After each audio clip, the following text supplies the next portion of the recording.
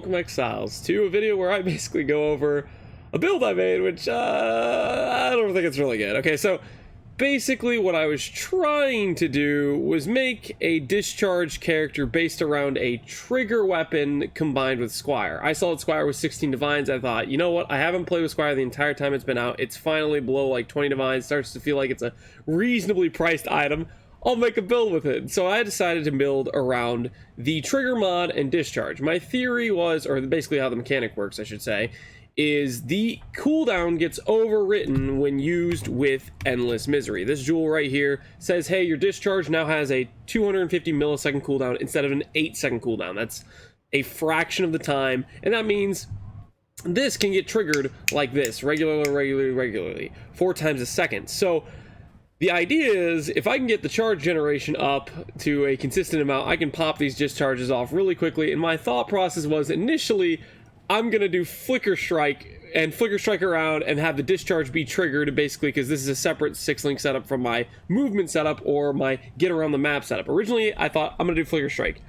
I tried out Flicker Strike, and I remembered I hate Flicker Strike because it gives me kind of a headache. What happens, and this probably happened 4 or 5 times throughout my PvE career, is I play Flicker Strike, I realize, man, that hurts my head to look at the screen, I'm not going to do that again.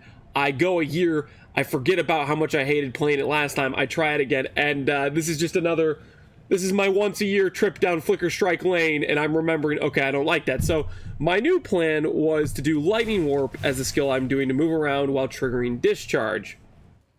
And so basically the way I'm generating my charges, or the way I decided to try to come up with generating my charges, and I think in the end this probably really isn't the best way to do it. I probably should have gone for the Vol setup type of deal, maybe done something for like that. I'm not 100% sure, but what I ended up going for was Feral's Fur, and then reducing the duration in between the Feral's cycle to as low as possible. That means getting a Warp Timepiece, a Time Class, and a Time Class with absolute maximum reduced skill effect duration, combined with all the reduced skill effect duration on the tree. Basically what this means is I go through an entire cat cycle for charges every half a second. Now I can trigger Discharge 4 times a second, so I'm still missing discharges, but you'll see when I turn on the cat aspect of the cat, you'll see how it rotates basically every half a second, and that means when I have the mana cost for discharge, it will begin to go off, right? It will begin to occur. Unfortunately, my damage kind of sucks, or it doesn't really seem that good. I could still be having a little bit of a mana issue. That might be part of it. I'm not 100% sure. I'm really close to getting the mana cost close to 0. I have it at 7/16 right now.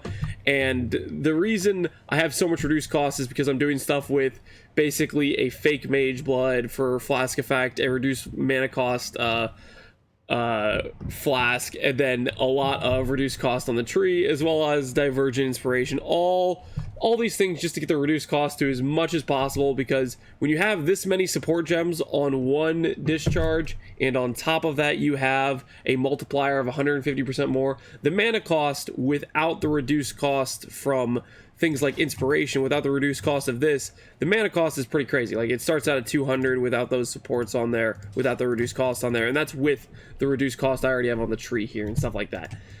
So I mostly got the mana cost solved, but even then, the damage doesn't really feel that good, and it's not really as big of an explosion I would like for it to feel like consistently killing packs. I ended up going for the discharge radius. If I went for the chance to not remove charges, I'd be at 60% chance to not remove charges, which would mean on average, technically my charge generation should, for the most part, keep up with this, because I'm only spending the charges once every 2 times, but a little bit less than that, and I generate charges every half a second, so I can only cast it twice 2 times in that time frame, yada yada yada. Point is, I wanted to go for the radius because I wanted to try to get AoE, but as you could see in the mapping showcase, I just don't really hit that many packs around me as I'm going through.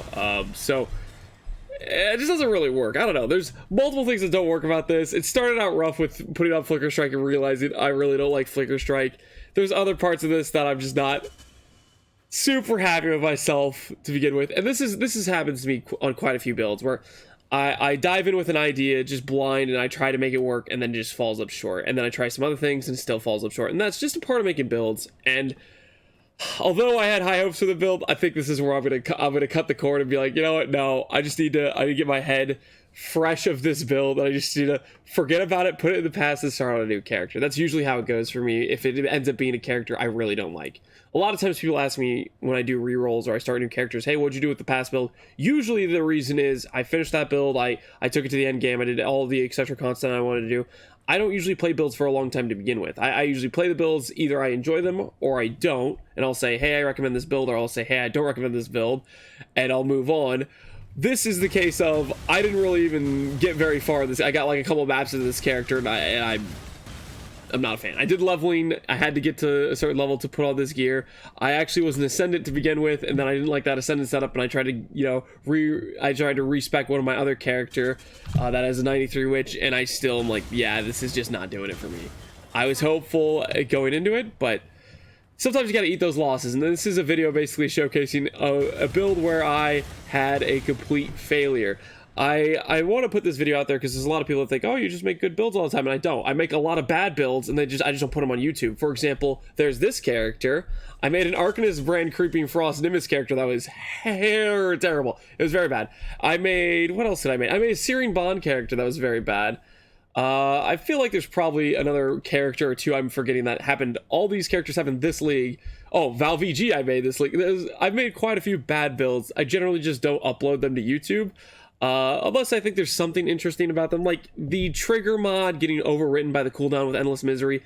Maybe there's some stuff I'm still missing here that can make this work, but I'm too burnt out on it to keep messing around, to keep trying with it. I'll do one quick another showcase of just like a Coves, no map mods, just a super basic Coves, just to showcase again if the footage wasn't evidence enough of where this character's at in terms of something I feel like I could recommend or not. The other part is, if I just come off a decent character, I a lot of times have a hard time justifying a character that is nowhere on the level of the other character I just did. Now, the Triattrute Stacker, I don't necessarily recommend that build either, but it still is multitudes better than this character was. So obviously this is not a character I'm going to be recommending per se. It's just what it is. That's okay. Moral of the story is, I'll be going back to the drawing boards and coming up with a new character, and if you're wondering why there's a delay between that Triattrute Stacker and my next build, it's because I spent time screwing around with this character that just didn't work.